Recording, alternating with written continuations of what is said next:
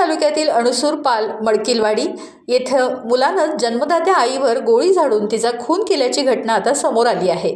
मयत महिलेचं नाव वासंती वासुदेव सरमळकर, वय 65 वर्ष असं आहे। या घटनेमुळे संपूर्ण परिसरात खळबळ उडाली आहे। या प्रकरणी वेंगुर्ला पोलीस ठाण्यात गुन्हा दाखल करण्यात आला आहे।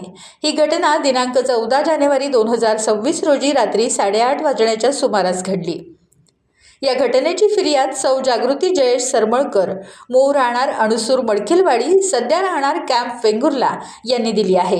त्यानुसार मध्यरात्री वेंगुर्ला पोलीस ठाण्यात गुन्हा दाखल करण्यात आला आहे। या प्रकरणातील संशयित आरोपीचं नाव उमेश वासुदेव सरमळकर असं आहे। सदर संशयितावर BNS कलम 103(3) तसंच शस्त्र अधिनियम 1959 कलम 3, 25, 27, 29 आणि महाराष्ट्र पोलीस अधिनियम 1951 कलम 37(1), 135 अन्वये गुन्हा दाखल करण्यात आला आहे। पोलिसांनी दिलेल्या माहितीनुसार संशयित आरोपी उमेश सरमळकर यानं विविध बँका आणि बचत गटांमधून कर्ज घेतलं होतं। या कर्जाच्या कारणामुळे मयत आई आणि आरोपी मुलामध्ये वारंवार वाद आणि भांडणं होत होती।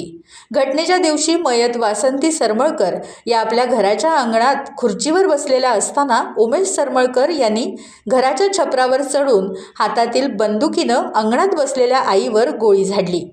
ही गोळी मयत यांच्या डाव्या बाजूच्या छातीला लागल्यानं त्या जागीच गंभीर जखमी झाल्या आणि त्यांचा मृत्यू झाला। या प्रकरणी पुढील तपास वेंगुर्ला पोलीस ठाण्याचे पोलीस निरीक्षक निसर्ग ओतारी करत आहेत।